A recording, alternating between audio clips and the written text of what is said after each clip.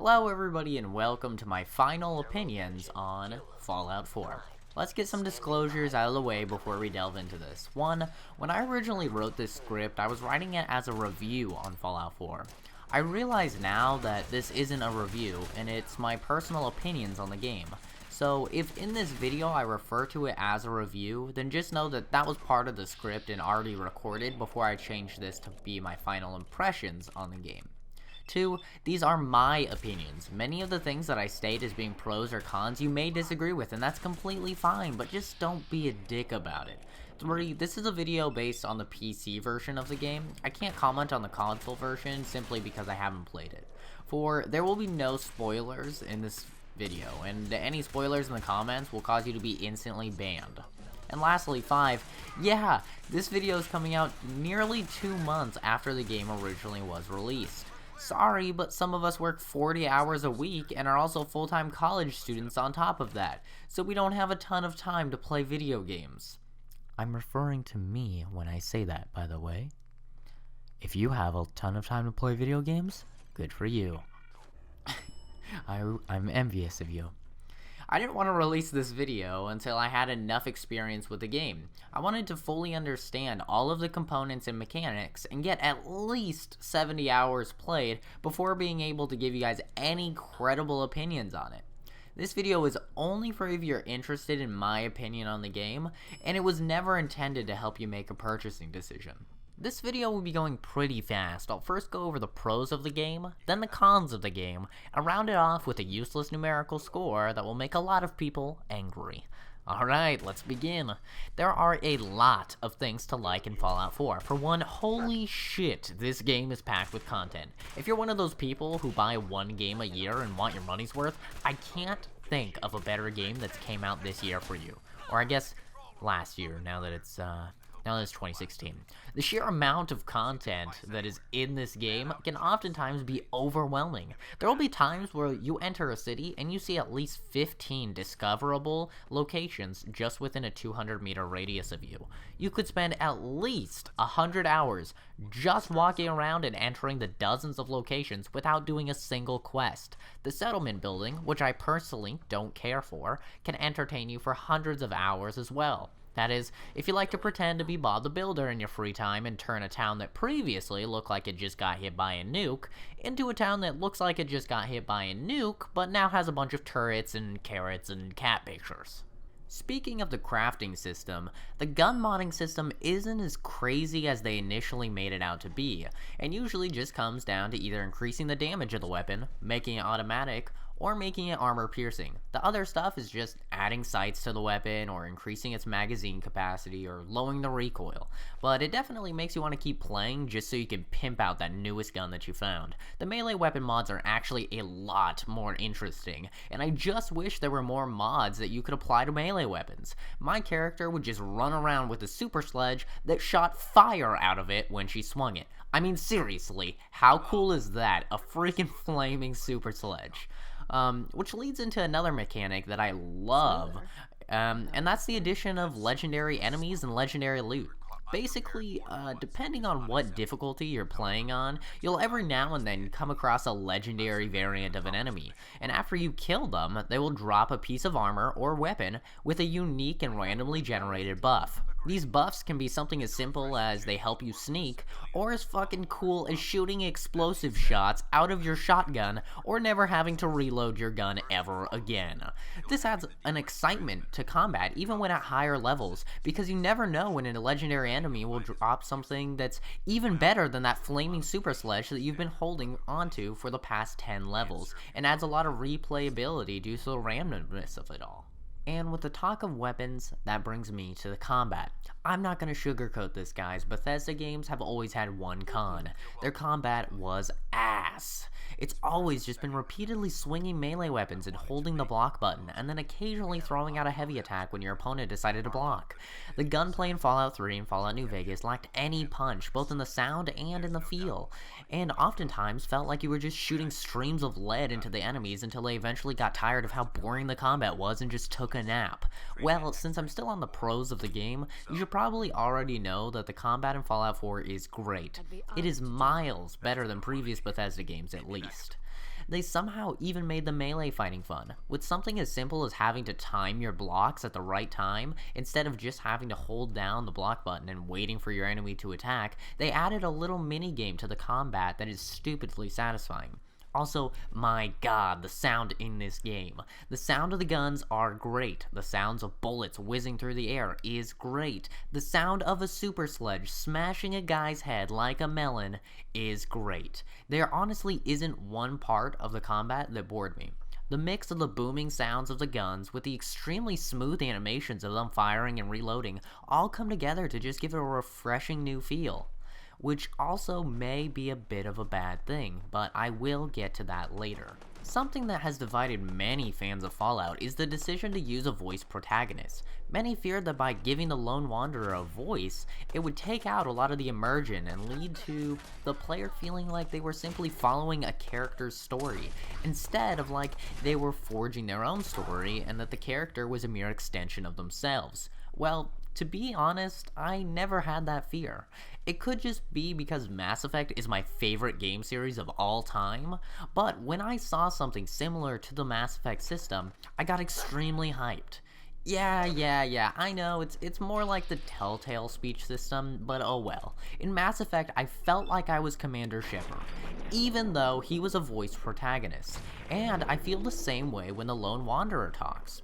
I personally love the voiced character, but like I said, some fans will love it, some will hate it, and I'm sure you have already made up your mind on your opinion on it, but it's definitely worth mentioning, and I thought I would add it as a positive.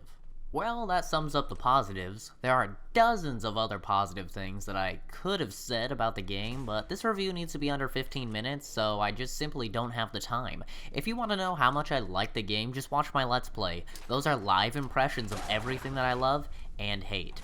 Oh, and speaking of hate, let's get on to the cons. Fallout 4 is not a perfect game, and while it is great, it does have quite a few flaws. Let's get the obvious one out of the way right now: the bugs. No one was expecting a Bethesda game to come out without any bugs, but in my opinion, if we're going to give Ubisoft and EA shit for releasing a flawed and buggy game, we can't just give Bethesda a free pass, no matter how much I love our Lord and Savior, Todd Howard. This game, speaking only of the PC version, has so many bugs, even over a month after its release, that it's crazy. I've had 3 times when the game has completely crashed. I know at least 4 people who have had their saves corrupted and had to restart all over again. And that's not even mentioning the plethora of small glitches and bugs that happen constantly. One that you can see happen dozens of times in my Let's Play is my weapons not pulling out. I'll press forward to switch to my combat rifle, and my guy will stand there for sometimes up to a minute without pulling out the freaking gun out. Small things like this are extremely annoying and often has me screaming profanity because a Deathclaw is about to put his claws into my soft and squishy body, and I can't even defend myself because my game doesn't want to cooperate. Plus, the performance. Holy shit, this game is not optimized well. My PC specs are an i7-4790K overclocked to 4.4 GHz, a 980 Ti for my graphics card, and 32 GB of 1866 MHz RAM. And there are many areas where I can't hold 60 FPS at 1080p. Seriously. Along the same lines, some features are always enabled, and the only way to disable them is to go through the .ini files. Some of these features are VSync always being on, and mouse acceleration always being on. Why? Why not just give us the option to turn these off in the settings?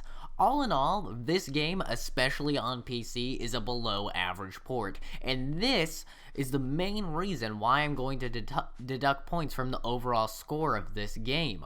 We can't just accept these flaws because it's Bethesda and it's Fallout. Those aren't good reasons for me, and I will not hold the game to a different standard than I will hold any other game to. That's not the way that I judge games. So, what did I mean when I said that the great combat could be a negative? Well, to me, Fallout 4 feels more like an action game than an RPG. This is where my opinion is different from most players, so prepare to disagree with me. But remember, just don't be a dick about it and state your opinions in a constructive and educated way. Anyway, I feel like they dumbed down Fallout 4 from Fallout New Vegas in many ways just to appeal to the mass market. Let's go over some things that have been taken out of the game that I loved from New Vegas and Fallout 3. There are no more skills. Now everything is based on your special instead of a mix of being based on your special and your skills. After you level up, you still get a perk point, but you don't get any skill points. I personally love the skill system, and would have loved for them to either put the same system into Fallout 4 from New Vegas and Fallout 3, or to even have skills and have them level up as you use them, similar to Skyrim. I don't like this new system, and I feel that it takes away a lot of the RPG features out of the game. Plus, a lot of the perks don't even make sense with the special stats that they're associated with. Like, why do I need to have 3 strength in order to upgrade my armor? Isn't that something that would be in the intelligence tree? Why does agility get the perks to increase damage in pistols and automatic weapons, whereas perception gets the perk to increase rifle damage? I'm really not a fan of the way the new perk tree works, and I don't see any advantage at all to switching it from the great skill system in previous Fallout games. Anybody that knows me already knew that I was going to bitch about this next change, the speech system. Why would you make it like that shitty Fallout 3 speech system that everyone hated? In case you don't know what I'm talking about, let me quickly explain. Fallout 3 had a speech system that was based on chance. There was a chance that you could persuade people, and that chance went up the more points you put into your speech ability. This led to oftentimes failing speech checks, even when you had maxed out speech skill, just because it was a chance-based system. Fallout New Vegas fixed it completely, and made it so each speech check required a certain amount of points into your speech skill, and if you had that, then you could convince the person. That way, if you were talking to someone, it would say, you need 25 speech in order to convince him. And you either had 25 speech, or you didn't. There was no chance involved. Now in Fallout 4, the chance system is back, and it makes charisma useless. Just watch my Let's Play to prove it. You can literally quick save during a conversation, and just keep trying to convince the person. And every time you fail, you just quick load that save and try again. Even with 1 charisma, I managed to play the whole game without failing a single speech check because of that system. Oh, and speaking of things that should be in the game but aren't, what happened to the karma system? Seriously, where the fuck did that go? It's practically impossible to be a bad guy in Fallout 4, except for a few scripted choices in the game and just murdering everyone in your path. Someone wants you to help them? Well, you select the option to say no, thinking your character is going to tell them to fuck off and to do it themselves. But then your character just says, sorry, good sir, I can't help you right now. Maybe later. I want to be a giant dick to people. This is Fallout. You're supposed to be able to do that. It honestly feels like Bethesda was just pissed off that Obsidian made a better Fallout game than they did when Obsidian gave us Fallout New Vegas. And so out of their anger, they got rid of a ton of the fantastic mechanics that Fallout New Vegas added. What makes it worse is that by taking out a lot of the RPG mechanics, Fallout 4 is the most mainstream and simplified version of Fallout. And hey, it worked. Fallout 4 sold like crazy because the game is extremely simplified and more like an action game than an RPG now. I, personally, hate that. You may not, you may love how simplified the game has become, but I don't. Well, those are my pros and cons. If I had to give a useless numerical score to the game, I'd give it a 7.5. Note that this is without the main story being beaten, but you guys told me to upload this before I had beaten it because you wanted to know my thoughts right now. If the storyline turns out amazing, it may push this game to an 8. Fallout 4 isn't the best game of all time. Hell, it isn't even the best game of 2015, but it's a good game. Some may even say it's great. I honestly have a great time playing the game most of the time, but that's when I'm playing it as an open world action game and not as a Fallout game. If I were to play it as a Fallout game, then I would be let down because the game doesn't feel like the reasons that I love Fallout. I don't feel like I can fine-tune my character into a unique person, making choices and playing the game in a way that no one else has. Those are just my thoughts, though. Remember to like the video if you like the video, because that's what you should do when you like a video, and if you honestly, truly, in your heart dislike the video, feel free to leave a dislike on the video, because that's what you should do when you dislike a video. Have a fantastic day, everybody, and I'll see all of you guys in the next video. Bye!